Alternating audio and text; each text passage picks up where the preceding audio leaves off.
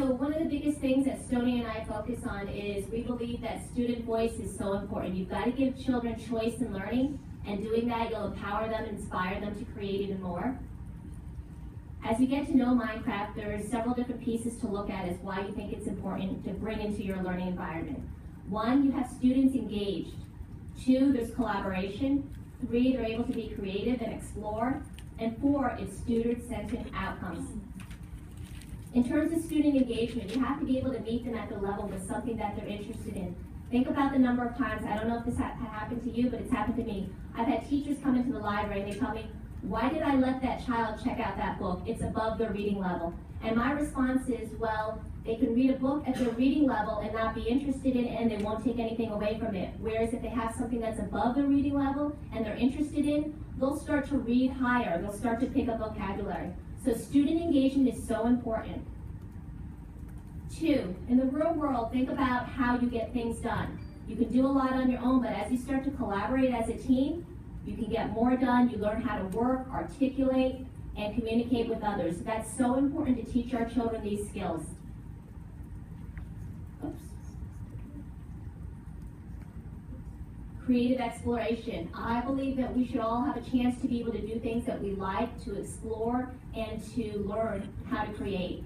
I know with the e-portfolios that I've done, as children do them, they're not just pieces sitting on the bulletin board. It's something that they can show to their friends and families throughout the United States, throughout different countries, because I have a high population of students that come from Dominican Republic, Puerto Rico, Ecuador, Mexico. So they're able to have their work shown and showcased to their parents, grandparents, relatives in other countries. Learner-centered outcomes. Children are learning without even realizing it. They're learning about math, perimeter, area. They're researching different things. As you'll see with Stony's presentation, he has students who are actually creating social studies environments and scenes that they've studied. With the new learning that we're doing, we're redefining learning. You've got to rethink what you're doing in order to stay motivating and inspiring to your children.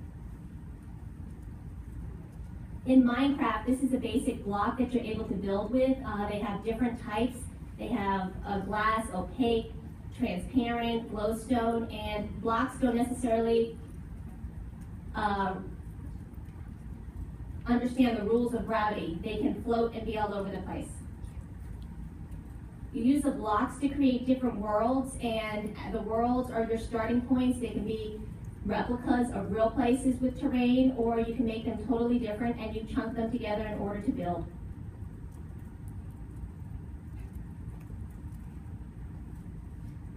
A biome in Minecraft is a climate zone used within the world, and it sets different geographic features like flora, foliage, and they have animals that are spawned into it as they move around. There's different climate zones, and as the child gets more advanced, they can learn control keys that help them program and show them what different zones that they can have. This is a tick. In Minecraft, you have different times. You have 24,000 ticks that make up the equivalent of 20 minutes of calendar time. So if a child's building and they're in a nighttime zone, they can actually use a programming feature to change it. Sometimes you'll go in and build and you'll notice it's raining all over you. You've got to figure out how to program it in order to stop the rain features. The players have different skins, and this is actually Alex and Steve, who the original starters are. The players are about approximately 1.8 blocks tall, and they walk at a rate of 4.3 blocks per second. So that's important because children are doing math whether they're playing up. There's 2 modes, creative or survival. So they have to time it so that they're not hitting certain animals or capturing certain things. So as I said, there's 2 different modes of playing. There's survival mode, where you need to acquire tools and you use them to survive in the world. And then there's also creative mode, where you're creating things, you're making, you could do artifacts.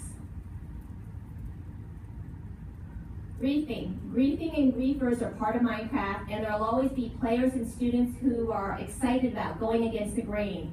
So in griefing, we try to teach them not to destroy other children's work, because that would be similar to, let's say, tearing up a child's art or school paper.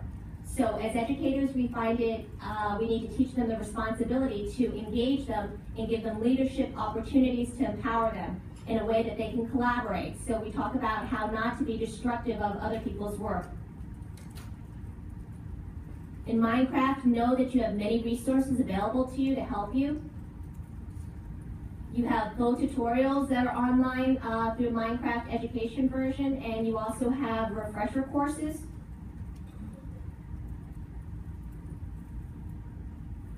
In Biomes, you're able to teach them about the different lessons on, let's say, Egypt and Antarctica, so these different worlds where they can learn about different climates, because you're probably asking, how am I going to relate it to the curriculum?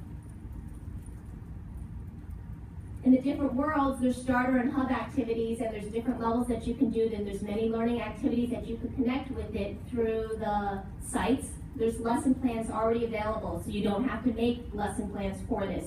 You can go, you can modify or adapt it, and it's easy to differentiate for all level learners. Also, if you're on Twitter, there's several Minecraft mentors that are out there. If you see the black and white picture of Stephen Reed in the middle, Stoney's going to talk a little bit more about him. He's from Scotland, right? Mm-hmm. Scotland, and he's a great resource to reach out to if you have questions, if you want to know more. Stoney's going to talk about what we saw him do, which was really amazing and helped inspire us to get started with this. Also in the purple, you may be familiar with Stephen Isaacs out of New Jersey. He was last year's ISTE winner. He's a teacher who is really phenomenal, the way he's brought Minecraft into his high school. So there's a whole community there, a professional community to support you with lessons, ideas, if you want to try something new or to inspire you. And it's learning that you can do anywhere. You don't necessarily have to be an expert. I know a lot of times teachers and adults feel, I can't do this game design because I don't know what to do, it's going to take too long. This is a great chance for you to give it to kids.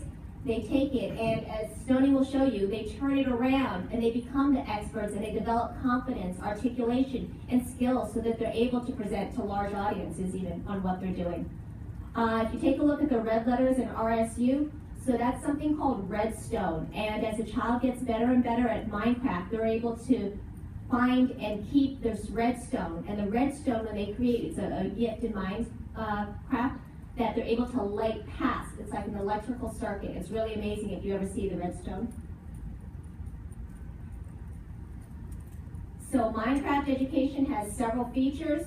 First of all, if you have Office 365, a lot of schools have it for free. You're able to get it for $5 per student. One way I found to fund it was to ask the PTA to fund a license, and I made several clubs. The good thing about it is you can personalize it. The children are able to set up their own worlds, and it brings learning to students. It's something they really enjoy doing, and when you enjoy something, you're going to learn more, you're going to be stimulated. Learning is a social activity, so it's a great way to get children on board and scaffold even if they have problems. As you know, with Office 365, there's privacy, so students never have to worry about their information being released. I know that was an issue with Google collecting data. Information was being given out. In the Education Edition, there's various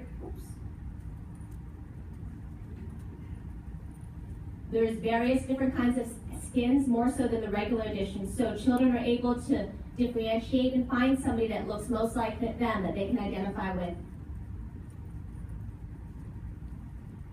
It's a great way to do classroom collaboration. As we said, we were talking about how to build on these skills that they need to be college and career ready. Collaboration is a key factor. So there's different ways that you can import different players into your game, so you could all work on building, let's say, the same nonfiction place that you're researching. Teachers have control to either give children access or deny them access, and keep them in certain areas, in specific spaces. They could also put up border blocks if they don't want the children to move beyond those areas for a certain amount of time. As you go from, let's say, different social studies units, you want to keep them in the Native American region, and then you're graduating to the colonial region, so you could put building blocks up. There are non-player characters. Typically in Minecraft, what happens when you see an adult making and building and playing in it, they see these non-player characters and they run past them because they're so focused on doing the objective. But any child will tell you that these non-player characters give you vital information that you need to either get objects to create or destroy with in creative and survival mode, or they give you information so that you can get to the next level. The way they do that is through chalkboards. The chalkboards provide learning goals and objectives for the children in order to be able to solve what they're doing. Camera. So I love the camera feature because the children can document their work, and that's a really big thing because as you do that, something I'm really gung-ho about is portfolios. I think children, eventually everybody's going to move away from standard admissions. You see this in colleges, and it's trickling down to high school, middle schools, and elementary schools. But they're going to have to do e-portfolios. So I think this is a great leeway into e-portfolios because as they're using the camera, they're documenting their learning, they're acquiring their artifacts, they're putting it in a portfolio. So that concept stays with them and transfers over to other things for other subjects later on. You can play in classroom mode, and it's a great way for you to facilitate the learning that's going on as they're building and creating. So what do you want to do now to get started with Minecraft? This slide will be available to you, so you have the links